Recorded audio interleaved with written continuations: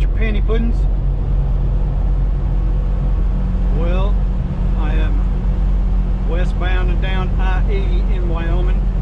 This, anybody name it? Can you name it? It's termed the Highway to Heaven. At a particular time of day, particular part of the season, sun sets over there, or sun rises over there, and it lines up perfectly, and it lights up this road, and everybody calls it the Highway to Heaven. Good stuff. So it's 13-25 hours. Gonna be in Utah in a little bit. Heading up to Corinne. My drop is not until tomorrow at 16:45. I'm way ahead of schedule right now. I'll be in Corinne for about 24 hours. There's a Maverick and a Loves up there. I'll probably go to the Maverick. Black Maverick better. We got decent food. I got a DQ if I want a burger or anything, but I got some food here in the truck. I was thinking about stopping in Evanston because you can park at the Walmart. Go there. I gotta pick up some more drinks, some more food. So I guess I'll stop in Evanston. Go shopping for a few. Yep.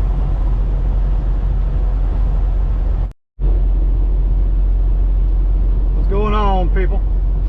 So I got into Utah. Beautiful. And I got pulled into the port of entry though. Had to pay 25 bucks for my IFTA permit. Better in Oklahoma. That was 125 bucks.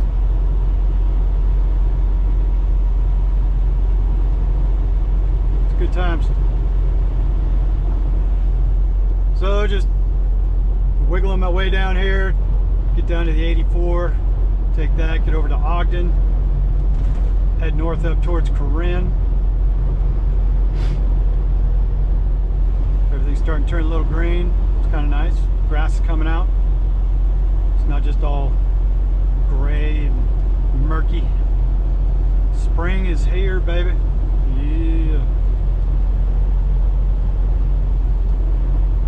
I would still expect somewhere I'm probably still going to run into a little bit of snow. Temperatures are still dropping a little bit here and there across. The guy's catching a little bit of, where was it?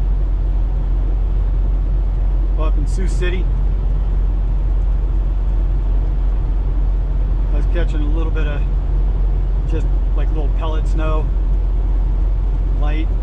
You know, it's places are still trying to think it's winter, but it's going away. I'm gonna go over here, what, the day after tomorrow. I'll be going over Cabbage and all that stuff through Oregon. So, see what happens with all that. But good times. Got pulled in, finally. Somebody nabbed me, man. It's funny though, I'm just expecting as soon as everything's said, you know, pull around, park. These two chicks come out from the office and they're looking at the truck and everything. Are you aware you have no IFTA stickers? I'm like, yeah. Hello, yeah.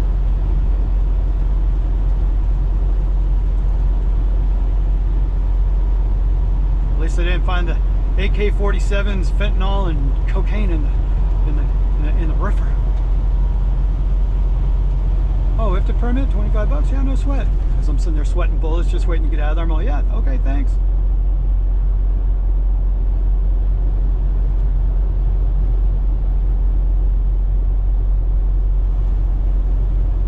Well, there's a nice little piece of scenery. Getting out west, finally get a few mountains. Sucks for my fuel mileage, but I always used to go to my buddy's ranch in Utah. He had a ranch. It was like 30 miles north of Bryce Canyon. I forget the highway. It's like Highway 12 or 14 or something. Anyway, grandpa had bought it back in the 40s or 50s. That his grandpa was big in the oil business. That the I forget what it's actually the actual pump is called. You know, the one you see out in the oil fields, the horsey looking one that's going up and down. That apparently back in the day he invented part of that. So I don't know. He got the patent on it, sold it. Good God, dude. Somebody in a hurry. But I guess maybe he sold his patent. He was big in the oil business though. And then I remember he had a bunch of connections with other big corporate dudes and stuff that every time, you know, when I was a kid, every time we go to the ranch, there'd always be somebody along that was a big wig. You know, that there was 2 houses on the ranch, multiple bedrooms. And we go out there, had a great time. We had tons of guns. They had old 4x4s and stuff. There was a potato pit that they parked all the pickups and the Jeeps in and stuff like that. But you have to go out there, get them all charged up and everything, jump them every time we go out there. And we love guns and the Jeeps and everything because we were still teenagers and stuff. Shut up. We're still teenagers though, and the local ranchers wanted us to get rid of all the jackrabbits. So these guys that come around, they had cattle farms and all this kind of stuff, that they wanted all the jackrabbits gone because they burrow into holes. Cows that come around, step in the holes, break their legs, and they have to put the cattle down. So when they had a bunch of rambunctious teenagers show up, they come around, drop off shotgun ammo and 22 ammo and go, hey, go kill me some jackrabbits. So we go out and get, he had an old, it was like an old 60s Scout, like a 69 Scout or something like that. Which, you know, it's kind of like a Jeep or like an old Bronco, you know, the top was off of it. And we had a, I don't know, it was probably mid-80s Ford pickup, 4x4, all that kind of stuff. There's like an F-250, but it had a rack in the back so we could ride around standing in the back of the pickup with our guns and go hunting for jackrabbit. So that was always fun. Give us something to do. We go up there, go mountain biking. If it was winter, we go, you know, there's tons of snow there, of course. Not too far away from Bryan Head, down, was it Parowan or whatever? We go there. It was a great place to spend a lot of time when I was younger though. I haven't been back there in a lot of years.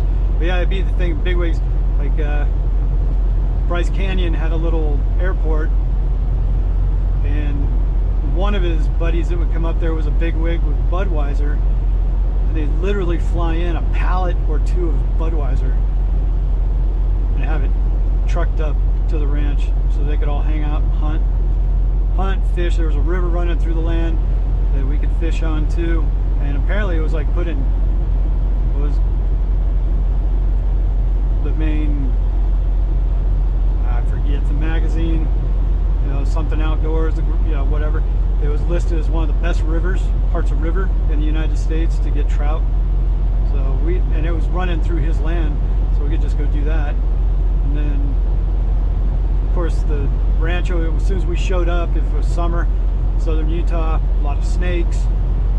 You know, there was feral cats living on the property, but there was a tool shed out back, all kinds of nooks and crannies around there, a wood pile, but feral cats were living on it. So they keep a lot of critters away, but sometimes we just find rattlesnakes out there right around the houses and stuff, and out by the tool shed. So when you first got there, you're always mindful of where you walked and not to move too quick, and keep an eye out for, you know, the first day or two. As soon as you're out there walking around enough, of course, the snakes, they don't want to be bothered, so they would migrate away from the house and everything. But still, if you're going to the river, you had to keep an eye out.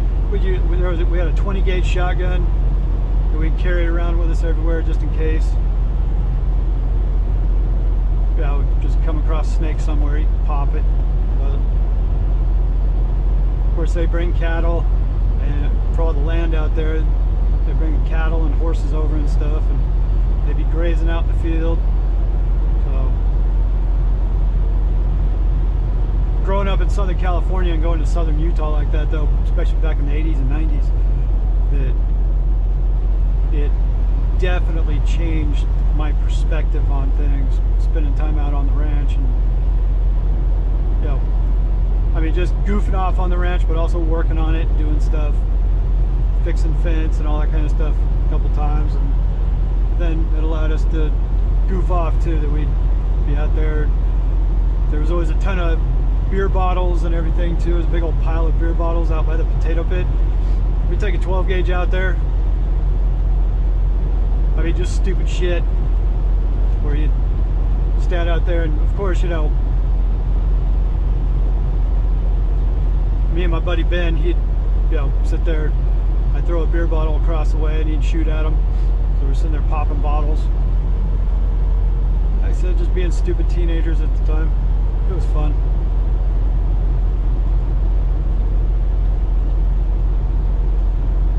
Alright, good times. We're going to be going into this gulch. Actually, I'll cut it off for a minute. I'll come back and make more video because that's a nice little snaky drive through there. So, back in a minute.